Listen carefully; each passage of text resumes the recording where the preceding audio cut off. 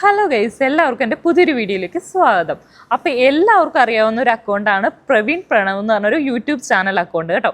അപ്പോൾ അതിനെക്കുറിച്ച് അവർക്കുണ്ടായ ഇൻസിഡൻറ്റിനെ കുറിച്ച് എനിക്കറിയാവുന്ന കാര്യങ്ങളും ഞാൻ മനസ്സിലാക്കിയ കാര്യങ്ങളുമാണ് ഇന്ന് നമ്മളിവിടെ ഡിസ്കസ് ചെയ്യാൻ പോകുന്നത് കേട്ടോ. അപ്പോൾ അതെന്താണെന്ന് നമുക്ക് നോക്കാം കേട്ടോ. ഞാൻ ഇവരുടെ ഭയങ്കര ഒരു ഫാനാണ് കേട്ടോ. കാരണം ഇവരുടെ ഡാൻസ് ആണെങ്കിലും ഇവരുടെ ഒരു ഫാമിലി വ്ളോഗ്സ് ആണെങ്കിലും ഓരോന്ന് വരുമ്പോഴും ആകാംക്ഷയോടെ കാണുന്ന ഒരാളാണ്. കാരണം അവരുടെ ആ ഒരു സ്നേഹവും അച്ഛനും അമ്മയും മക്കളും അതുപോലെ ഒരു മരുമകൾ വന്നിട്ട് അവരെ ട്രീറ്റ് ചെയ്യുന്നതും എല്ലാം കണ്ടിട്ട് ശരിക്കും പറഞ്ഞാൽ അസൂയാന്ന് തന്നെ പറയാം. എല്ലാ പെൺകുട്ടികളും ആഗ്രഹിക്കുന്ന സ്വപ്നം കാണുന്ന ഒരു ലൈഫ് അങ്ങനെയാണ് ഞാൻ വിചാരിച്ചിരുന്നത് കേട്ടോ. അപ്പോൾ ഈ ലാസ്റ്റ് വീക്സിലൊക്കെ അവരുടെ വീഡിയോ ഇറങ്ങിയതും അതും ഞാൻ കാണാനിടയായിട്ടോ. അതായത് ഇന്നലെയും ഇനി ഞാൻ നോക്കിയിട്ട് 2-3 വീഡിയോസ് അവരുടെ ഇറങ്ങിയിരുന്നു. അവരുടെ ലൈഫിൽ നടക്കുന്ന ആഫ്റ്റർ മാരേജ് ഉണ്ടായ പ്രശ്നങ്ങളും കാര്യങ്ങളും എല്ലാം അവർ ഡിസ്കസ് ചെയ്യുന്നുണ്ട് ആ ഒരു വീഡിയോയിൽ കേട്ടോ. അതിൽ കൂടെ എനിക്ക് മനസ്സിലായത് എൻ്റെ ലൈഫായിട്ട് എക്സാക്റ്റ് എൻ്റെ ലൈഫിൽ എന്താണോ നടന്നിട്ടുള്ളത് സെയിം ആണ് അവർക്ക് നടന്നിട്ടുള്ളത്. ഈ കഴിഞ്ഞ ഒരാഴ്ചയായിട്ട് എൻ്റെ ലൈഫിൽ നടന്ന ഈ ഒരു ബാഡ് ഇൻസിഡൻറ്റിനെ കുറിച്ച് ഞാനിവിടെ ഡിസ്കസ് ചെയ്യാൻ ഇടയായിരുന്നു കേട്ടോ. അപ്പോൾ കുറേ പേർക്കൊന്നും അത് എത്രത്തോളം മനസ്സിലായെന്ന് പോലും എനിക്കറിയത്തില്ല. വിമർശനം ഒരുപാട് നേരിട്ടിട്ടുണ്ടായിരുന്നു അതിനകത്ത്. അപ്പോൾ എനിക്ക് ഇതിനകത്തുനിന്ന് മനസ്സിലായെന്ന് വെച്ചാൽ റിയൽ വേറെ അതുപോലെ തന്നെ റീല് വേറെ, രണ്ടും ഭയങ്കര എക്സാക്റ്റ് ഒരു ഡിഫറൻസ് ഉള്ള കാര്യങ്ങളാണ് കേട്ടോ. ഞാൻ ആദ്യം എന്താ വിചാരിച്ചതെന്ന് അറിയാമോ? ഇവർ നല്ല ഫാമിലി ആണല്ലോ, ഭാഗ്യം ചെയ്ത ആൾക്കാരാണല്ലോ, അച്ഛനും അമ്മയും മകനും മകളും എല്ലാമായിട്ട് നല്ല ഹാപ്പി ആയിട്ടാണല്ലോ ജീവിക്കുന്നത്. അതൊക്കെ വെച്ചിട്ട് ഞാൻ എൻ്റെ ലൈഫാണ് കേട്ടോ കമ്പയർ ചെയ്തത്. എൻ്റെ ലൈഫ് ഇതിനകത്ത് വളരെ വ്യത്യസ്തമുള്ളതാണ്. അടിയും ചവിട്ടും കുത്തും ഇടിയും വഴക്കും പ്രശ്നങ്ങളും ഈ പൈസയ്ക്ക് വേണ്ടിയുള്ള ഓട്ടവും എല്ലാം കൂടി കേസും വഴക്കും എല്ലാം ഈ ഒരു ആഴ്ചയായിട്ട് ഞാൻ ഇത് തന്നെയാണ് സംസാരിച്ചുകൊണ്ടിരിക്കുന്നത്. അപ്പോഴെല്ലാം ഇവരുടെ ഈ റീൽസൊക്കെ കാണുമ്പോൾ ഞാൻ വിചാരിക്കും, ദൈവമേ എനിക്ക് ഇതുപോലത്തെ ഒരു അനിയൻ ഉണ്ടായിരുന്നെങ്കിൽ, ഒരു അച്ഛനും അമ്മയും എന്നെ മനസ്സിലാക്കുന്നവരുണ്ടായിരുന്നെങ്കിൽ എന്നൊക്കെ ഞാൻ ശരിക്കും ആഗ്രഹിച്ചിട്ടുണ്ടായിരുന്നു കേട്ടോ. പക്ഷെ 2 ദിവസമായിട്ട് അവരുടെ വീഡിയോ ഇറങ്ങിയപ്പോൾ ശരിക്കും ഞാൻ ഞെട്ടിപ്പോയി കേട്ടോ. ശരിക്കും ഞെട്ടിയെന്ന് പറഞ്ഞാൽ ശരിക്കും ഞെട്ടിപ്പോയി. കാരണം ആ പെൺകുട്ടി നേരിടേണ്ടി വന്ന അവസ്ഥ, അവർ ഇത്രയും നാളും പറയാണ്ടിരുന്ന കാര്യങ്ങൾ, അവർ നേരിട്ട ആ ബുദ്ധിമുട്ടുകൾ എല്ലാവരും ഒറ്റയടിക്ക് പറഞ്ഞപ്പോൾ ശരിക്കും ഞെട്ടിപ്പോവുകയാണ് ചെയ്തത് കേട്ടോ. ശരിക്കും അവർ ചെയ്ത ആ അച്ഛനും അമ്മയും ആ ഒരു ബ്രദറും ചെയ്ത ഒരു കാര്യങ്ങളെന്ന് പറഞ്ഞാൽ ഭയങ്കര ദുഷ്ടത്തരമാണ് കാണിച്ചത്. ദുഷ്ടത്തരം എന്നല്ല, നല്ല അടി കിട്ടേണ്ട പരിപാടിയാണ് കാണിച്ചേനെ. കാരണം ആ ഗർഭിണിയായിട്ട് 4 ദിവസം കൂടി കഴിഞ്ഞ് പ്രസവിക്കാനിരിക്കുന്ന ആ കുട്ടീനെ ഇത്രയൊക്കെ ഉപദ്രവിക്കാൻ അവർക്ക് പറ്റിയെങ്കിൽ അവർ എത്രത്തോളം അവരെ ഉപദ്രവിച്ചിട്ടുണ്ടാവും, എന്തുമാത്രം ദ്രോഹിച്ചിട്ടുണ്ടാവും. അതുകൊണ്ടായിരിക്കും അവർ ആ സോഷ്യൽ മീഡിയയിൽ വന്ന് പറഞ്ഞത്. ഞാൻ ഈ കഴിഞ്ഞ ഒരാഴ്ചയായിട്ട് എൻ്റെ ലൈഫ്, എൻ്റെ റിയൽ ലൈഫ് ഇവിടെ വന്ന് പറഞ്ഞപ്പോൾ കുറേ പേര് എന്നോട് ചോദിച്ചൊരു കാര്യമുണ്ട്, സ്വന്തം അച്ഛനും അമ്മയും അങ്ങനെ ചെയ്യുമോ, സ്വന്തം അച്ഛനും അമ്മയും മക്കളങ്ങനെ ചെയ്യുമോ, കല്യാണം കഴിച്ച് വേറൊരു പെണ്ണ് വന്നാൽ ഇങ്ങനെ ഉണ്ടാവും എന്നെല്ലാം എന്നോട് പറഞ്ഞ ഒരു കാര്യമാണ് കേട്ടോ. പുതിയൊരു പെണ്ണ് വന്ന് കയറുന്നതുകൊണ്ടാണ് ഇങ്ങനെ പ്രശ്നങ്ങൾ ഉണ്ടാവുന്നത്. അല്ല, പുതിയൊരു പെണ്ണ് വന്നത് ഇവർക്ക് അംഗീകരിക്കാൻ പറ്റത്തില്ല, ആ ഒരു ഫാമിലിയിലുള്ള മറ്റുള്ള അംഗങ്ങൾക്ക് അംഗീകരിക്കാൻ പറ്റത്തില്ല. അതാണ് പ്രശ്നം, യഥാർത്ഥ പ്രശ്നം അതാണ്.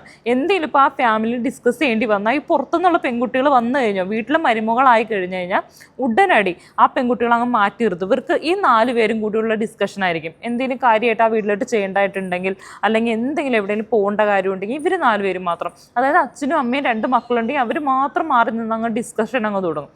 അതല്ലാണ്ട് ഈ മരുമകൾക്ക് അഭിപ്രായം എന്താണെന്നോ അവൾക്ക് അതിനകത്തുള്ള കാര്യങ്ങൾ എന്താണെന്നോ ഒന്നും പറയാൻ ഇവർ വിട്ടുകൊടുക്കത്തില്ല. അത് എല്ലാ വീട്ടിലും, ഈ പ്രശ്നങ്ങളുള്ള വീട്ടിലെല്ലാം ഉള്ളതാണ് കേട്ടോ അത്. അതുപോലെ എന്ത് ഡ്രസ്സ് ഇടാൻ സമ്മതിക്കത്തില്ല, അവർക്ക് ഇഷ്ടമുള്ള ഡ്രസ്സ് ഇടാൻ സമ്മതിക്കത്തില്ല, ഭക്ഷണം ഉണ്ടാക്കാൻ സമ്മതിക്കത്തില്ല. എന്തിന് ഇവരുടെ മൊത്തത്തിലൊരു ഭരണം ആ ഒരു വീട്ടിൽ അമ്മായിമ്മയുടെ അല്ലെങ്കിൽ ഡോമിനേറ്റ് ആയിട്ട് നിൽക്കുന്നത് ചിലപ്പോൾ അവരുടെ ഭർത്താവ്, അതായത് അമ്മായച്ചനോ ആയിരിക്കും. ഇവിടെ ഞാൻ ശരിക്കും കണ്ടത് എൻ്റെ ലൈഫ് തന്നെയാണ് കേട്ടോ. എനിക്ക് ശരിക്കും മനസ്സിലായതെന്ന് പറഞ്ഞാൽ എൻ്റെ ഒരു ജീവിതമാണ് ഞാൻ ശരിക്കും കണ്ടത്. കാരണം ഈ ഒരു അവസ്ഥയിൽ കൂടെ കടന്നു പോയ ഒരാളാണ് ഞാൻ. സത്യം പറഞ്ഞാൽ ഈ അച്ഛനും അമ്മയൊക്കെ എന്താ ചെയ്യേണ്ടതെന്ന് അറിയാം. വിവാഹം കഴിഞ്ഞ ഒരാൾക്കാരെ അവരൊരു വ്യക്തി, മുതിർന്ന പൗരനായിട്ട് തന്നെ കാണണം. അല്ലാണ്ട് ഇപ്പോഴും നമ്മുടെ ടുട്ടുമോനായിട്ട് കണ്ടു കഴിഞ്ഞാൽ പിന്നെ ഇങ്ങനെ തന്നെ ഉണ്ടാവും കേട്ടോ. കാരണം നേരത്തെ പോലെ അല്ല. നേരത്തെ പോലെ എങ്ങനെ ആവുന്നേ? ഒരു കല്യാണം കഴിഞ്ഞ് ഒരു ഭാര്യയുടെ ഭർത്താവ് ആയതിനു ശേഷം നേരത്തെ പോലത്തെ നമ്മുടെ മടിക്കരയൊന്നും ആഹാരം കഴിക്കുന്ന ഒരു മകനായെന്ന് വരില്ല. അങ്ങനെ ആവാൻ ചിലപ്പോൾ അയാൾക്ക് കഴിഞ്ഞെന്ന് വരില്ല. ഭാര്യയ്ക്ക് ചിലപ്പോൾ ആഹാരം വെച്ച് കൊടുക്കേണ്ടതായിട്ട് വരും, ചിലപ്പോൾ തുണി അലക്കി കൊടുക്കും. അത് ഭാര്യയും ഭർത്താവും തമ്മിലുള്ള സ്നേഹം അങ്ങനെയൊക്കെ ആയിരിക്കും അവർ പ്രകടിപ്പിക്കുന്നത്. നമ്മളത് അങ്ങനെ എടുത്താൽ മതി. പക്ഷെ അയ്യോ, എൻ്റെ മകൻ്റെ കാര്യം നോക്കാൻ വേണ്ടി കൊണ്ടുവന്നല്ലേ ആ ഒരു സ്ത്രീയെ, അപ്പോൾ അവളെന്താ അവരുടെ കാര്യം നോക്കാത്തത്? അയ്യോ അങ്ങനെയല്ലേ ഇങ്ങനെയല്ലേ, വീട്ടിലെ കാര്യങ്ങളെല്ലാം നോക്കേണ്ട പെണ്ണുങ്ങളല്ലേ? അങ്ങനെയൊന്നും ചിന്തിക്കട്ടെ. ഇന്നത്തെ തലമുറ ഒരുപാട് വ്യത്യസ്തമായിട്ട് ചിന്തിക്കുന്ന ആൾക്കാരാണ്. അവരവരുടെ വഴിക്ക് വിടുക, നമ്മൾ നമ്മുടേതായ രീതിയിൽ ജീവിക്കുക. ആദ്യമൊക്കെ എന്താ പറയുക, ആദ്യമൊക്കെ നമുക്ക് അഡ്ജസ്റ്റ് ചെയ്യാൻ ചെറിയ ബുദ്ധിമുട്ടുകൾ ഉണ്ടാവും ഇതെല്ലാം കാണുമ്പോൾ. പക്ഷെ പതിയെ അത് റെഡിയാക്കി എടുക്കാവുന്ന കാര്യങ്ങളേ ഉള്ളൂ. എന്തെങ്കിലും ഒരു കാര്യം ഭർത്താവ് കല്യാണത്തിന് ശേഷം ഈ ഫാമിലിയുടെ അടുത്ത് പറഞ്ഞു കഴിഞ്ഞാൽ അന്നേരം പറയും അവള് പറഞ്ഞു കൊടുത്തട്ടാ. അതെന്താ ഈ ഭർത്താവിനൊരു അഭിപ്രായം ഇല്ലാന്ന് നിങ്ങൾക്ക് തോന്നുന്നുണ്ടോ? കല്യാണത്തിന് മുമ്പ് നിങ്ങൾ മകനും അമ്മയും അച്ഛനും ഒക്കെ ആയിട്ട് വഴക്കുകൾ ഉണ്ടായിട്ടുണ്ടാവില്ലേ? അപ്പൊ പിന്നെ കല്യാണം കഴിഞ്ഞതിന് ശേഷം അവള് പറഞ്ഞു കൊടുത്തിട്ടാണ് വന്നു കയറിയ പെണ്ണിന്റെ പ്രശ്നമാണ്, അല്ലെങ്കിൽ ജനിക്കാൻ പോകുന്ന കുഞ്ഞിന്റെ പ്രശ്നമാണ്. എന്തിനാ നീ അങ്ങനെയൊക്കെ ചിന്തിക്കണേ? കയറി വരുമ്പോൾ തന്നെ ഈ ഒരു ഫാമിലിയിലുള്ള ആൾക്കാർ എന്താ ചിന്തിക്കാന്നറിയോ? ഒരു 35-40 വയസ്സായ ഒരാളുടെ അടുത്ത് പെരുമാറുന്ന പോലെയാണ് ഈ പെൺകുട്ടികളുടെ അടുത്ത് പെരുമാറുന്നത്. 21 വയസ്സോ അല്ലെങ്കിൽ 22 വയസ്സോ കൂടിപ്പോയി 25 വയസ്സായപ്പോഴായിരിക്കും കല്യാണം കഴിച്ച് അവർ വീട്ടിലോട്ട് ചെല്ലുന്നത്.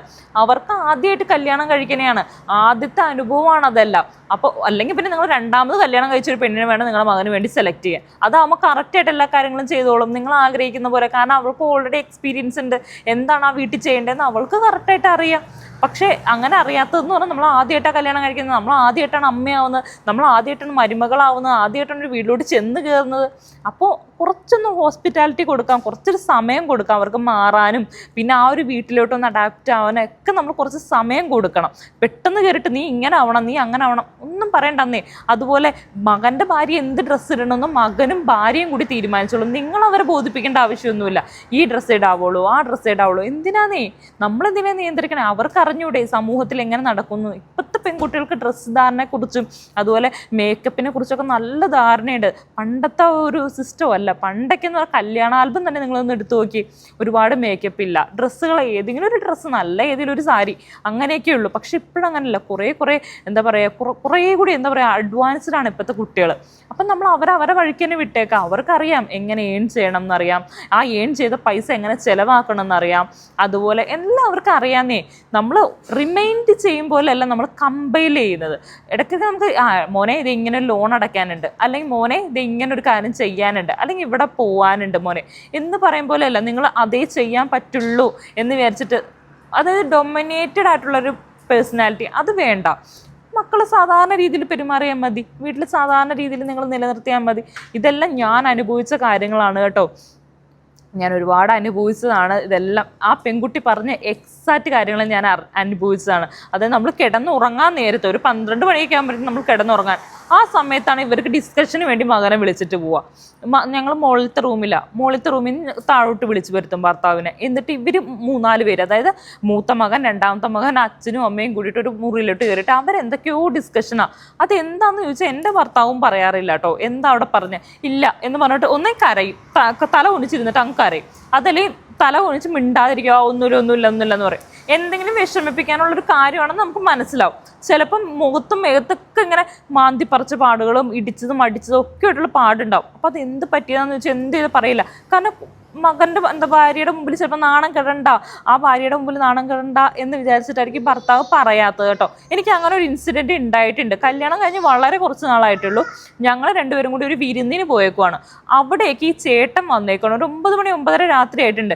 ആ വീട്ടിൽ ഞാൻ ആദ്യമായിട്ട് പോകും, ആ വിരുന്ന് പോകുന്ന വീട്ടിൽ. ആ വീട്ടിൽ എന്നെ ആക്കിയിട്ട് ഇവർ രണ്ടുപേരും ചേട്ടനും അനിയനും കൂടി എങ്ങാണ്ടേക്ക് പോയി കേട്ടോ. എന്നിട്ട് ബൈക്കിൽ വേറെ എവിടെ, അന്ന് മഴയൊക്കെയുള്ള രാത്രിയാണ്, 10 മണിയായിട്ടും കാണില്ല 11 മണിയായിട്ടും കാണണില്ല. ഞാൻ ആ വീട്ടിൽ പുറത്ത് ഇങ്ങനെ ഇരിക്കുകയാണ് സിറ്റ് ഔട്ടിൽ. എത്ര നേരം നമുക്ക് ഇരിക്കാൻ പറ്റും? രാത്രിയാന്ന് ഓർക്കണം. അപ്പോൾ അവരെല്ലാം കിടക്കാൻ വേണ്ടി നോക്കുക, കാരണം പിറ്റേ ദിവസം അവർക്ക് ഡ്യൂട്ടിക്കൊക്കെ പോകണ്ടേ അല്ലേ. ഞാനാ പുറത്തിങ്ങനെ ഇരിക്കും ഇവരുടെ വരവും കാത്ത്. വന്നപ്പോൾ ഉണ്ട് എൻ്റെ ഭർത്താവ് തല കുനിച്ച് എന്നോട് പറഞ്ഞു പോവാം, ബൈക്കിൽ തന്നെ ഇരുന്നിട്ട് എന്നോട് പറഞ്ഞു പോവാന്ന് പറഞ്ഞു. ഹസ്ബൻഡ് ചേട്ടൻ വേറൊരു വണ്ടിയിലാണ് വന്ന്, അയാൾ അതെടുത്തുകൊണ്ട് വീട്ടിലോട്ടും പോയി. എന്നിട്ട് ഞാൻ എത്ര ചോദിച്ചിട്ടും പറയുന്നില്ല എന്താ പറ്റി ഒന്നും പറയുന്നില്ല. ചോരയൊക്കെ ഒഴുകുന്നുണ്ട്. അപ്പം ഞാൻ ചോദിച്ചു എന്തേ. വീട്ടിൽ ചെന്ന് കഴിഞ്ഞപ്പോൾ ശരിക്കും ഞാൻ കണ്ടു കഴുത്തിന്നും ഒക്കെ ചോര വരുന്നത്. അപ്പം ഞാൻ ചോദിച്ചു എന്ത് പറ്റിയതാന്ന് ചോദിച്ചപ്പോൾ ഒന്നുമില്ല. എനിക്കപ്പം മനസ്സിലായി ഇവർ തമ്മിൽ വഴക്കിട്ടാകുന്നു. അപ്പം ഞാൻ കരയുകയൊക്കെ ചെയ്തു. അപ്പം രാത്രി അന്നേരം വീട്ടിലെത്തി കഴിഞ്ഞപ്പോൾ 12 മണിയായി. അന്നേരം അച്ഛനും അമ്മയൊക്കെ മുകളിലോട്ട് കയറി വന്നപ്പോൾ ഞാൻ പറഞ്ഞു അതേ ഇതുപോലെ മുഖമൊക്കെ അടിച്ച് മുറിച്ച് വെച്ചേക്കാണ് ചേട്ടൻ എന്ന് പറഞ്ഞു. അപ്പം അച്ഛനും അമ്മയും ചോദിച്ചൊരു ചോദ്യമാണ്, ആ സാരമില്ല അവർ ചേട്ടനും അനിയനല്ല, അതിന് നിനക്കെന്താ, നീ വന്ന് കയറിയതല്ലേന്ന്. വന്ന് കയറിയതായിക്കോട്ടെ നിന്ന് കയറിയതായിക്കോട്ടെ, റോട്ടിൽ എന്തെങ്കിലും ഒരു ആക്സിഡൻറ്റ് നടന്നപ്പോൾ നമ്മൾ പോയി എടുത്ത് നോക്കത്തില്ല എന്താ പറ്റി, രക്ഷിക്കാൻ പറ്റുമെങ്കിൽ നമ്മൾ രക്ഷിക്കല്ലേ ഉള്ളൂ. എനിക്ക് എൻ്റെ ഭർത്താവ് വലുത്, അവർക്ക് ചിലപ്പോൾ അടി കൂടി ചത്താലും കുഴപ്പമില്ലായിരിക്കും. ഇവരുടെ വീട്ടിൽ ഇങ്ങനെയൊക്കെ ആയിരിക്കും, അടി കൂടലും തല്ലലും ഒക്കെ ഉണ്ടാവും. ഞാൻ ആദ്യമായിട്ട് അങ്ങനത്തെ പരിപാടി കാണുന്നത്. സാധാരണ നമ്മുടെ മക്കൾ തമ്മിൽ അവിടെ ഇവിടെ നിന്ന് അടി കൂടാണെങ്കിൽ ഞാനൊരു അമ്മ എന്നുള്ള നിലയ്ക്ക് ഞാൻ ഓടിപ്പോയി പിടിച്ച് മാറ്റുകയെ ചെയ്യത്തുള്ളൂ. ഇതങ്ങനെയല്ല. ഒരു മോനോട് സ്നേഹം കൂടുതൽ, ഒരു മോനോട് എന്തോ ദത്തെടുത്ത പോലത്തുള്ള ഒരു പെരുമാറ്റം. അവനാണ് ഈ വീട്ടിലെ കാര്യങ്ങളെല്ലാം ചെയ്യുന്നതെന്ന് ഒരറ്റത്തോടെ പറഞ്ഞുണ്ടാക്കുക. സത്യത്തിൽ പറഞ്ഞാൽ ആ മോനോട് ഒരു കഴിവും ഉണ്ടാവത്തില്ല, പണിക്കും പോകത്തില്ല, ഒന്നും ഉണ്ടാവത്തില്ല.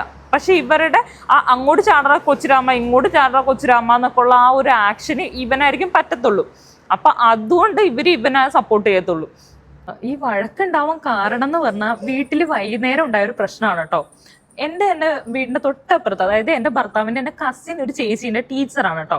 അപ്പൊ അവരുടെ വീട്ടിൽ ഞങ്ങൾ ഒരു ദിവസം വിരുന്നിന് പോയിരുന്നു. അപ്പൊ ഈ ചേട്ടന്റെയും ചേട്ടത്തിയമ്മയുടെ ഒക്കെ കൂടെ ഞങ്ങൾ ഒരു ദിവസം വിരുന്നിന് പോയി. അവിടെ വിരുന്നിന് ചെന്നപ്പോൾ അവർക്ക് എന്നെ വലിയ കാര്യമൊക്കെ ആയി കേട്ടോ. ഞാൻ അവിടെ നിന്ന് ഒരു ബുക്കൊക്കെ എടുത്ത്, എനിക്ക് ബുക്കൊക്കെ വായിക്കുന്ന വലിയ ഇഷ്ടമാണ്. അപ്പൊ ഞാൻ അവിടെ നിന്ന് ഒരു ബുക്കൊക്കെ ചോദിച്ച് മേടിച്ചിട്ട് ഞാൻ വീട്ടിൽ കൊണ്ടുവന്ന് വെച്ചിട്ടുണ്ടായിരുന്നു. അപ്പൊ വൈകുന്നേരം ആയി കഴിഞ്ഞു കഴിഞ്ഞപ്പോ ഞാൻ അതിരുന്ന് ഇങ്ങനെ വായിച്ചുകൊണ്ടിരിക്കുക. വേറെ പണിയൊന്നുമില്ല. അവിടെ എന്റർടൈൻമെന്റ് എന്ന് പറയാൻ ഒരു സാധനമില്ല.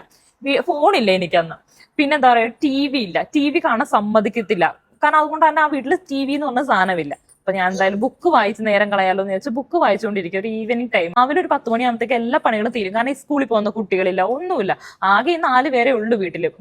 2 ഭാര്യമാരും പിന്നെ അച്ഛനും അമ്മയും പിന്നെ ഈ 2 മക്കളും, അത്ര പേരേ ഉള്ളൂ. അപ്പൊ അത്രയും ആഹാരം ഉണ്ടാക്കുക, അടിച്ചു വാരിക്കളയാ, തുടക്കുക, അത്ര തന്നെ ഉള്ളൂ പണി. വലിയ പണികളൊന്നുമില്ല. അപ്പൊ ഞാൻ വൈകുന്നേരം ഈ ബുക്കൊക്കെ എടുത്ത് ഇങ്ങനെ വായിച്ചുകൊണ്ടിരിക്കുന്നു. അപ്പൊ അമ്മ ഓടി വന്നിട്ട് എന്നോട് ചോദിച്ചു, നീ ഇവിടെ നിന്ന് ബുക്ക് വായിക്കുവാണോ, എന്തിനാ ബുക്ക് വായിക്കണേ, അങ്ങനെ എങ്ങനെയെന്ന് പറഞ്ഞാൽ അങ്ങ് വഴക്ക് പറയാൻ തുടങ്ങി. ഞാൻ മിണ്ടാണ്ട് ഇങ്ങനെ ഇരുന്നു. എന്ത് ബുക്ക് വായിക്കുന്നതിന് എന്താ ഇപ്പൊ കുഴപ്പം, സാധാരണ ഒരു നോവലാണ് വായിച്ചുകൊണ്ടിരിക്കുന്നത്, അതിനെന്താണ് ഇപ്പൊ കുഴപ്പമെന്ന് വിചാരിച്ചാൽ ഞാൻ മിണ്ടാണ്ടിരുന്നു. തിരിച്ചൊന്നും ചോദിക്കാൻ പോയില്ല. അതും കേട്ടുകൊണ്ട് എന്നെ ചീത്ത പറയണേ കേട്ടു എന്റെ ഭർത്താവ് അപ്പൊ വരുന്നുണ്ടായിരുന്നു. അപ്പൊ ഭർത്താവ് ചോദിച്ചു, അമ്മയോട് ചോദിച്ചു, അമ്മ എന്തിനാ അങ്ങനെ പറയണേ, അവളൊരു ബുക്കല്ലേ വായിക്കുന്നുള്ളൂ, വേറെ എന്റർടൈൻമെന്റ് ഒന്നും ഇല്ലല്ലോ എന്ന് പറഞ്ഞു. അപ്പൊ അതിൽ കൂടെ തന്നെ ഞങ്ങളുടെ വേറൊരു കസിൻ ചേച്ചി താഴോട് പോകണ്ടായിരുന്നു കേട്ടോ. അപ്പൊ ചേച്ചി പതുക്കെ എന്നെ ആ ഒരു അന്തരീക്ഷം പന്തിയല്ലാന്ന് മനസ്സിലായോണ്ട് ചേച്ചി എന്നെ കൈ കാണിച്ച് വിളിച്ച് ഞാൻ ചേച്ചിയോട് അങ്ങ് പോയി കേട്ടോ. അത് കഴിഞ്ഞ് ഇവർ അമ്മയും മോനും തമ്മിൽ അങ്ങോട്ടും ഇങ്ങോട്ടും ഇതിനെക്കുറിച്ചുള്ള വാക്ക് തർക്കവും കാര്യങ്ങളൊക്കെ ഉണ്ടാവുന്നുണ്ട്. അത് കഴിഞ്ഞ് എന്റെ ഭർത്താവിന്റെ കാര്യം നോക്കിപ്പോയി. അതിന്റെ ഇടയ്ക്ക് ഈ ചേട്ടത്തിയമ്മ ഓടി വന്നു കേട്ടോ. എന്നിട്ട് അനിയൻ അങ്ങനൊന്നും പറയരുത്, അങ്ങനെ എന്റെ ഭർത്താവിന്റെ വീട്ടിൽ വിളിക്കുന്ന അനിയനെന്നാ. അപ്പൊ അനിയൻ അങ്ങനൊന്നും പറയാൻ പാടില്ല, അമ്മയുടെ അങ്ങനെ ഇങ്ങനെ എന്നൊക്കെ പറഞ്ഞാൽ അങ്ങ് തുടങ്ങി കേട്ടോ. സത്യം പറഞ്ഞാൽ അവർക്ക് ഇതിനകത്ത് എൻ്റർ ആവേണ്ട കാര്യമില്ല. കാരണം ഈ അമ്മയും മോനും പണ്ടേ തൊട്ട് ഇങ്ങനെ അങ്ങോട്ടും ഇങ്ങോട്ടും, നമ്മുടെ ആണെങ്കിലും മക്കളുടെ അടുത്ത് എന്റെ മോളുടെ അടുത്ത് ഞാൻ ചീത്തൊക്കെ പറയും കേട്ടോ. അന്നും പറഞ്ഞ് വേറൊരാൾ അതിനകത്ത് എൻ്റർ ആയിട്ട് അയ്യോ അങ്ങനെ ചെയ്യണ്ടായിരുന്നു ഇങ്ങനെ ചെയ്യണ്ടായിരുന്നു പറയേണ്ട ആവശ്യമില്ല. അവൾക്കൊന്നും മിണ്ടാണ്ടിരുന്നാൽ മതി അവിടെ. അത് കഴിഞ്ഞ് അവൾ അങ്ങനെ പറഞ്ഞു കഴിഞ്ഞപ്പോ എന്റെ ഭർത്താവ് അവളോട് പറഞ്ഞു, ചേട്ടത്തിയമ്മ ഇതിനകത്ത് ഇടപെടണ്ട, ഞാനും എന്റെ അമ്മയും കൂടിയുള്ള സംസാരമല്ലേ, അത് അവിടെ തീർന്നു എന്ന് പറഞ്ഞു. അത് കഴിഞ്ഞ് എന്റെ ഭർത്താവ് മിണ്ടാണ്ട ഭർത്താവിന്റെ കാര്യം നോക്കിയിരിക്കുക. ഓൺ ദ സ്പോട്ട് എന്റെ ചേട്ടത്തിയമ്മയ്ക്ക് ഒരു ഇൻസൾട്ട് ആയല്ലോ, ആ ചേട്ടത്തിയമ്മ ഇതിനകത്ത് ഇടപെടണ്ട എന്ന് പറഞ്ഞപ്പോ ഇൻസൾട്ട് ആയി കഴിഞ്ഞപ്പോ ചേട്ടത്തിയമ്മ എന്ത് ചെയ്യുന്നു വെച്ചാൽ നേരെ ഫോൺ വിളിച്ചിട്ട്, അവിടെ ചേട്ടനില്ല ആ ഒരു സമയത്ത്, ചേട്ടനെ നേരെ വിളിച്ച് പറഞ്ഞു കൊടുത്തു കേട്ടോ. ചേട്ടനടുത്ത് പറഞ്ഞു, ദേ ഇവിടെ അമ്മേനെ ഉപദ്രവിച്ചു എന്നോ ചീത്ത പറഞ്ഞോ വഴക്കുണ്ടാക്കിയത് എന്താ പറഞ്ഞതെന്ന് അറിയാൻ പാടില്ല. ചേട്ടൻ ആ സമയത്ത് അവിടെ ഇല്ല. അപ്പോ ഒരു 4-5 മണിയാണ് ഒരു സമയം. അത് കഴിഞ്ഞ് ഞങ്ങൾ റെഡിയായി സാധാരണ പോലെ. പിന്നെ അമ്മയുടെ അടുത്ത് സംസാരിച്ച് ഇവരെ മക്കളും അമ്മയും തമ്മിൽ വഴക്കുണ്ടായാലും എന്തോരം നേരം ഉണ്ടാവും, ഒട്ടും നേരം ഒന്നും ഉണ്ടാവത്തില്ലല്ലോ. അതെല്ലാം കഴിഞ്ഞ് ഞങ്ങൾ വർത്താനൊക്കെ പറഞ്ഞ അമ്മയുടെ അടുത്ത് പോവാണ് അങ്ങോട്ട് പോവാന്നൊക്കെ പറഞ്ഞ അമ്മയാണ് ഞങ്ങൾ അങ്ങോട്ട് പറഞ്ഞു വിട്ടത്. അത് കഴിഞ്ഞപ്പോ 9 മണിയായപ്പോ ഈ ചേട്ടൻ എവിടെന്നോ വന്നതാ. അതിനുശേഷമാണ് ചേട്ടൻ ഇതുപോലെ കൊണ്ടുപോയി ഒരു പാലത്തിന്റെ അടുത്ത് വെച്ചിട്ട് ബൈക്കേപ്പാടെ വണ്ടിയേപ്പാടെ എന്റെ ഭർത്താവിനെ തള്ളി അങ്ങ് ഇടുകയായിരുന്നു കേട്ടോ. തള്ളി ഇടുകയും ഇങ്ങനെ പാലത്തിന്റെ അടി കൂടെ അങ്ങ് ഒഴുകി പോവായിരുന്നില്ല. അന്ന് വെള്ളപ്പൊക്കമൊക്കെ ഉള്ള സമയം, എന്തിനും അപകടം പറ്റുവാണെങ്കിലും. അതും എന്റെ ഭർത്താവ് പറഞ്ഞ അതിനുശേഷം കുറെ നാളുകൾക്ക് ശേഷം എന്റെ ഭർത്താവ് എന്നോടല്ല പറഞ്ഞ വേറൊരു കസിന്റെ അടുത്ത് പറയുന്നത് ഞാൻ കേട്ടതാണ്. അപ്പോഴാണ് ഞാൻ ഈ സംഭവം ശരിക്കും ഇതിന്റെ കാര്യങ്ങൾ അറിയണേ. ഒരുപാട് ചീത്ത വന്നെന്നും വഴക്കുണ്ടാക്കിയെന്നും അടിച്ചെന്നും എല്ലാം പറയുന്നത്. ഇപ്പോഴും വേറൊരു കസിൻ അത് കഴിഞ്ഞ് ചോദിച്ചു, ആ ഒരു കസിൻ പോയി പറഞ്ഞ ആ ഒരു കസിൻ ഈ ചേട്ടന്റെ അടുത്ത് ഈ പ്രശ്നങ്ങൾ സോൾവ് ചെയ്യുന്ന സമയത്ത് ചോദിച്ചു കഴിഞ്ഞപ്പോ എന്റെ ഭർത്താവിന്റെ അച്ഛനും അമ്മയും പിന്നെ ആ ഒരു ചേട്ടത്തി പറഞ്ഞ അങ്ങനെ സംഭവമേ അവിടെ ഉണ്ടായിട്ടില്ല എന്ന് പറഞ്ഞു. പക്ഷെ പിന്നെയും ഈ കസിൻ ചോദിച്ചു കഴിഞ്ഞപ്പോ അവന് സമ്മതിക്കേണ്ടായിട്ട് വന്നു കേട്ടോ. ഞങ്ങൾ അടിച്ചിട്ടുണ്ടായിരുന്നു, ഞാൻ അടിച്ചു, അവൻ അടിച്ചു, ചീത്ത പറഞ്ഞു, വേണമെങ്കിൽ ഞാൻ അവനോട് ക്ഷമ ചോദിക്കാം എന്നുള്ള രീതിയിലൊക്കെ പറഞ്ഞിട്ടുണ്ടായിരുന്നു കേട്ടോ. അത് അവരുടെ മനസ്സാലയൊന്നുമല്ല, കാരണം അവരുടെ ചില കാര്യങ്ങൾ നടത്താൻ വേണ്ടിയിട്ട് അവരൊരു സോപ്പ് പോലെ അപ്പോഴവൻ അഡ്മിറ്റ് ചെയ്യാൻ തയ്യാറായി കേട്ടോ. കാരണം ഇവരിൽ തെളിവുണ്ട് എന്ന് മനസ്സിലായി കഴിഞ്ഞപ്പോ, കാരണം ഞങ്ങൾ ആ ഒരു വിരുന്നിന് പോയ അവർക്കൊക്കെ അറിയാമല്ലോ ഇങ്ങനെ ഒരു സംഭവം അവിടെ ഉണ്ടായിട്ടുണ്ട്, തല്ലിയിട്ടുണ്ട്, അടിച്ചിട്ടൊക്കെയാണ് തിരിച്ച് വന്നത് എന്നൊക്കെ അറിയാലോ, വിളിച്ചുകൊണ്ടുപോയ കാര്യം എല്ലാം അറിയാം ആൾക്കാർക്ക്. അപ്പൊ അതുകൊണ്ടായിരിക്കണം പുള്ളിക്കാരൻ ചിലപ്പോൾ അത് സമ്മതിച്ചു കൊടുത്തേട്ടോ. അപ്പൊ അങ്ങനെയൊക്കെ. അപ്പൊ ഇങ്ങനെ ഒരു സംഭവങ്ങൾ എല്ലാ കുടുംബത്തിലും ഉണ്ട്, എല്ലാ ഫാമിലിയിലും ഉണ്ട്. സത്യം പറഞ്ഞാൽ കുടുംബകലഹം ഉണ്ടാക്കണ്ട, 4 ആളെ അറിയണ്ട, നാണം കെടണ്ട, എന്താ പറയാ, സമൂഹത്തിൽ ഇതൊക്കെ വലിയ നാണക്കേടാണല്ലോ എന്ന് വിചാരിച്ചാണ് ആരും പറയാത്തത് കേട്ടോ. ഇപ്പൊ അവരെന്തായിരിക്കും പുറത്ത് പറഞ്ഞതെന്നറിയോ? ഞാൻ ഉദ്ദേശിച്ച അതേ കാര്യം തന്നെയായിരിക്കും. കാരണം ഇവരൊക്കെ ഇങ്ങനെ സമൂഹത്തിൽ ഭയങ്കര വലിയ ടീമായിട്ടും അതുപോലെ ഭയങ്കര മാന്യരായിട്ടും നടക്കുക. എന്തിനാ ഇവരുടെ മോമൂടി വീട്ടിനകത്ത് ഇവരിങ്ങനൊക്കെയാണ്, ഇവരുടെ സ്വഭാവം ഇങ്ങനെയൊക്കെയാണ് എന്ന് 4 ആൾ അറിയണം. ഇവരോട് ഇടപെടുന്ന ആൾക്കാർ ഒരു 10 പേരെങ്കിലും ഇത് അറിയണം എന്ന് വിചാരിച്ചിട്ടാണ് കേട്ടോ ചിലപ്പോ ഈ സോഷ്യൽ മീഡിയ വഴി പുറത്തോട്ട് വിട്ടത്. സത്യം പറഞ്ഞാൽ അങ്ങനെ അറിയിക്കണം. അങ്ങനെ അറിയിക്കുമ്പോൾ ഒരു ഇറ്റെങ്കിലും അവർ ചിന്തിക്കണം ഒരാളോട്. അതായത് ചേട്ടന്റെ ഭാര്യയാണല്ലോ അനിയന്റെ ഭാര്യയാണല്ലോ ഒരു പെൺകുട്ടിയുടെ അടുത്ത് അത് നിറവേറൊക്കെ ആയിട്ട് ഇരിക്കുന്ന ഒരു പെൺകുട്ടിയുടെ അടുത്ത് ഇങ്ങനെയൊക്കെ ചെയ്യുമ്പോൾ അവരൊരു ചിന്ത വേണം, ദൈവമേ ഞാൻ ഇങ്ങനെ ചെയ്ത് കഴിഞ്ഞാൽ നാളെ ഈ സോഷ്യൽ മീഡിയയിൽ ഇട്ട് ഞാൻ നാണകളും, അതുകൊണ്ട് ഞാൻ ആരെ ഉപദ്രവിക്കണ്ട, ഞാൻ ആരെ ശല്യപ്പെടുത്തണ്ട, ഞാൻ ആരെ പൈസ തട്ടിക്കണ്ട, അങ്ങനെയൊക്കെ ഒരു ചിന്ത ഇവർക്ക് വരണം. അതൊക്കെ വിചാരിച്ചിട്ടാണെങ്കിൽ അവർ ആ സോഷ്യൽ മീഡിയയിൽ ഇട്ടത്. ഇപ്പൊ ഇവരുടെ ഇത്ര തെളിവുകളില്ലായിരുന്നെങ്കിലോ, അപ്പൊ ആ തെളിവുകളൊന്നും ഇവരുടെ പക്കലില്ലായിരുന്നു, എല്ലാവരും കൂടി അവരെ അങ്ങ് പൊതിഞ്ഞിട്ട് കൊല്ലത്തില്ലായിരുന്നോ? അത് തന്നെയുള്ളൂ. എന്റെ ലൈഫിൽ ഇത് തന്നെയാ സംഭവിച്ചത്. അതുകൊണ്ട് എനിക്ക് ശരിക്കും റിലേറ്റ് ചെയ്യാൻ പറ്റൂ കേട്ടോ. അങ്ങനെയുള്ള കുറേ കുടുംബങ്ങളുണ്ട്. ദയവായിട്ട് മാതാപിതാക്കളുടെ അടുത്ത് എനിക്ക് പറയാനുള്ളത്, മക്കളെ നിങ്ങൾ ഒരുപോലെ കാണണം. അല്ലാണ്ട് ഒരാൾ ഭയങ്കര സ്നേഹസമ്പന്നമായിട്ട് നമ്മുടെ കൂടെ നിർത്തിയിട്ട് ഒരുത്തൻ എവിടെയെങ്കിലും പോയി മരിച്ചോട്ടെ അങ്ങനെയുള്ള രീതിയിൽ കാണരുത്. അങ്ങനെയുള്ള രീതിയിൽ കാണാനാണെങ്കിൽ വളരെ ചെറുപ്പത്തിൽ തന്നെ നിങ്ങൾ അവരെ ഒഴിവാക്കണം. അവരുടെ സമ്പാദ്യം, അവരുണ്ടാക്കിയ സമ്പാദ്യങ്ങളൊന്നും നിങ്ങൾ കൈപ്പറ്റാൻ നിൽക്കരുത്. എല്ലാ മാതാപിതാക്കളോടും എനിക്ക് പറയാനുള്ളതെന്ന് വെച്ചാൽ, പുറത്തൊക്കെ എങ്ങനെയാണെന്ന് വെച്ചാൽ 18 വയസ്സാകുമ്പോൾ മക്കളെ പുറത്തോട്ടാക്കും, നിങ്ങൾ സെപ്പറേറ്റ് പോയിക്കോളാൻ പറഞ്ഞു. അതുപോലെ തന്നെ ആക്കാമെന്നാണ് എനിക്ക് പറയാനുള്ളത്. കാരണം 18 വയസ്സായിട്ട് അവരെന്താന്ന് വെച്ച് ചെയ്തോട്ടെ, നിങ്ങളുടെ ഒരു സ്വത്ത് മുതലും കൊടുക്കണ്ട, എങ്ങനെയും പഠിച്ച് അവരെന്താന്ന് വെച്ച് ചെയ്തോട്ടെ എന്ന് തന്നെ വിചാരിക്കണതാണ് നല്ലത്. ആൺമക്കളോടും എനിക്ക് അങ്ങനെ തന്നെ പറയാനുള്ളൂ. 18 വയസ്സായി നിങ്ങൾ നിങ്ങളുടെ കാര്യം നോക്കുന്നതാണ് ഏറ്റവും നല്ലത്. അല്ലെങ്കിൽ നാളെ ഈ അച്ഛനും അമ്മയും പറയും, അയ്യോ ഞാൻ അങ്ങനെ ചെയ്തില്ലേ, ഇങ്ങനെ ചെയ്തില്ലേ, ഞാൻ വളർത്തി പഠിപ്പിച്ചു, അങ്ങനെ എങ്ങനെയൊക്കെ പറയും കേട്ടോ. സത്യം പറഞ്ഞാൽ ഈ മക്കളെ ഉണ്ടാക്കുക അല്ലെങ്കിൽ മക്കളെ വളർത്തി വലുതാക്കുക എന്നൊക്കെ പറഞ്ഞാൽ മക്കളുടെ ആവശ്യമല്ല, അത് അച്ഛനും അമ്മയുടെ ഒരു ആഗ്രഹമായിരുന്നു. എൻ്റെ ആഗ്രഹമായിരുന്നു എനിക്കൊരു മകൾ ഉണ്ടാവണമെന്നുള്ളത്. മകളുണ്ടായി. അപ്പൊ അവളുടെ ആവശ്യമല്ല, അവളെ ഇനി എങ്ങനെ വളർത്തണം അല്ലെങ്കിൽ എന്ത് രീതിയിൽ പഠിപ്പിക്കണം എന്നൊക്കെ ഉള്ള ഒരു 18 വയസ്സ് വരെ ഉള്ളത് എൻ്റെ ചുമതലയായി മാറുവാണ്. അപ്പൊ ആ ചുമതല ഞാൻ 18 വയസ്സ് വരെ ഇനി ചെയ്യണ്ടേ. അതിനുശേഷം പിന്നെ അവൾക്ക് ഇനിയിപ്പോൾ തന്നെ പഠിക്കണമെന്ന് ഞാൻ തന്നെ പഠിക്കണം എന്നും പറഞ്ഞുകൊണ്ട് അതൊക്കെ ഞാൻ ചെയ്തു എന്ന് പറഞ്ഞുകൊണ്ട് ലൈഫ് ലോങ് ബ്ലെയിം ചെയ്യുന്ന പരിപാടി അതത്ര നല്ലതായിട്ട് എനിക്ക് തോന്നിയിട്ടില്ല. കുറേ പാരൻസ് അങ്ങനെ ചെയ്യുന്നുണ്ട്. ഞാൻ ഈ കഴിഞ്ഞ ആഴ്ച മൊത്തവും എൻ്റെ പ്രശ്നങ്ങളിൽ ഈ നേരിട്ട പ്രശ്നങ്ങളാണ് പറഞ്ഞിട്ടുള്ളത്. ആർക്കും അത് വിശ്വസിക്കാനോ മനസ്സിലാക്കാനോ പറ്റിയിട്ടില്ല. പക്ഷെ ഈ 2 ദിവസമായിട്ട് ഈ ഒരു വീഡിയോ ഇട്ട് കഴിഞ്ഞപ്പോൾ കുറേ പേർക്കൊക്കെ എനിക്ക് തോന്നുന്നു തലയിൽ വെള്ളം തെളിഞ്ഞെന്ന് എനിക്ക് തോന്നണേ.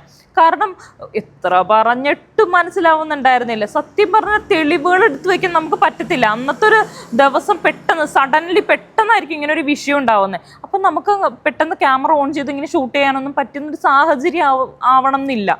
ഈ ഉണ്ടാവുന്ന അബ്യൂസും അതുപോലെ തന്നെ പെട്ടെന്ന് ഉണ്ടാവുന്ന വഴക്കും തല്ലലും ഇടിയും ബഹളവും ഇവർ തമ്മിൽ അങ്ങ് എന്തിനാ തല്ല് കൂടുന്നേ? കല്യാണം കഴിഞ്ഞ് സ്വഭാവം മാറിപ്പോയെന്ന് പറഞ്ഞു. ഇവരാകെ മാറിപ്പോയി. കല്യാണം കഴിഞ്ഞ് അങ്ങനെ മാറിപ്പോണേ? എന്താ പ്ലാസ്റ്റിക് സർജറി ചെയ്യുമോ ഭാര്യ വന്നിട്ട്? അങ്ങനെയൊന്നുമില്ല. ഒരു സ്വഭാവം മാറുന്നില്ല. അവർ തന്നെ തിരിച്ചറിവാണ്. ഓരോ കല്യാണം കഴിയുമ്പോൾ ഓരോ വ്യക്തിയിലും ഉണ്ടാവുന്ന മാറ്റങ്ങളാണ്. അവർ മാറിക്കോട്ടെ, മാറുന്ന രീതിയിൽ അവരെ അക്സെപ്റ്റ് ചെയ്യാം. അവരങ്ങനെ തന്നെ ജീവിക്കാൻ വിടുക. അവരെന്താണെന്ന് വെച്ചാൽ ചെയ്തോട്ടെ. നമ്മൾ നമ്മുടെ നിലയ്ക്ക് നിൽക്കുക, അത്രയാണ് വേണ്ടത്. അതല്ലാണ്ട് അടുക്കളയുടെ ഭരണം, വീടിൻ്റെ ഭരണം ഇത് ഞാൻ ആർക്കും വിട്ടുകൊടുക്കത്തില്ല. വന്ന് കയറിയ പെണ്ണ് വന്ന് കയറിയതാ, ഈ അമ്മായിമ്മയും വന്ന് കയറിയതാ, എല്ലാവരും പെണ്ണുങ്ങളെല്ലാവരും വന്ന് കയറുന്നതാ. അല്ലാണ്ട് സ്വന്തം വീട്ടിൽ ആരെങ്കിലും നിൽക്കുന്നുണ്ടോ? സ്വന്തം വീട്ടിൽ നിൽക്കുന്നതെങ്കിൽ കല്യാണം കഴിയാത്ത പെൺകുട്ടികളായിരിക്കും സ്വന്തം വീട്ടിൽ നിൽക്കുന്നത്. അപ്പം നമ്മൾ വന്ന് കയറിയ സമയത്ത് ഇത്രയൊക്കെ ഞങ്ങൾ അനുഭവിച്ചാണ്. ഈ കുട്ടീനെ അങ്ങനെ അനുഭവിക്കരുത്, അങ്ങനെ ചെയ്യേണ്ടി വരരുത്. നമ്മളെ കൊണ്ടൊരു ബുദ്ധിമുട്ടുണ്ടാവരുത്. എങ്ങനെയും എനിക്ക് ആ കുട്ടീനെ കണ്ടതിൽ, ആ മൃദു എന്ന് പറഞ്ഞ ഒരു കുട്ടീനെ കണ്ടതിൽ എനിക്ക് മനസ്സിലായെന്ന് വെച്ചാൽ അവൾ ഒരുപാട് അഡ്ജസ്റ്റ് ചെയ്യുന്നൊരു മോളാണ്. അവളല്ലായിരുന്നെങ്കിൽ അവളുടെ ഭർത്താവിനെ അത്രയും ഉപദ്രവിച്ചു. അവളുടെ എന്താ പറയുക, ഗർഭിണിയായിരുന്ന ആ സമയത്ത് ആ പെൺകുട്ടീനെ ഉപദ്രവിച്ചു. ശരിക്കും ഡൊമസ്റ്റിക് വയലൻസ്. ഇതിനൊക്കെ സത്യം പറഞ്ഞാൽ സ്വമേധയെ കേസ് എടുത്ത് ഇവരെയൊക്കെ അറസ്റ്റ് ചെയ്തിട്ട് നല്ല രീതിയിൽ ജയിലിലിട്ട് നല്ല അനുഭവിപ്പിക്കുകയും ചെയ്യണ്ടേ. അല്ലാണ്ട് ഇവരൊന്നും വെറുതെ വിടരുത്. ഒരു പെൺകുട്ടി വന്ന് തെളിവ് സഹിതം അവളെ ഉപദ്രവിച്ചെന്നും അതുപോലെ അവളെ ഭർത്താവിനെ ഉപദ്രവിച്ചെന്നും അവർ രണ്ടുപേരും വന്ന് പറയുമ്പോൾ അതിന് അത്ര വലിയ തെളിവൊന്നുമില്ല. അല്ലെങ്കിൽ എന്താ പറയുക, ഒരു കെയർലെസ് ആയിട്ടുള്ള കാര്യം. അതായത് അച്ഛനും അമ്മയും വന്ന് ഇരുന്ന് കരഞ്ഞിരുന്ന് പറയുമ്പോൾ അതെന്തോ വലിയ ആനക്കാര്യം. അച്ഛനും അമ്മ ആരുടെ ഭാഗത്താണോ ആ മക്കളാണ് ശരി. അങ്ങനെ ഒന്നും ചിന്തിക്കണ്ട. ചില ആൾക്കാരെങ്കിലും ഇടുങ്ങിയ ചിന്താഗതിയായിട്ട് ഇപ്പോഴും ഇരിക്കണ്ട്.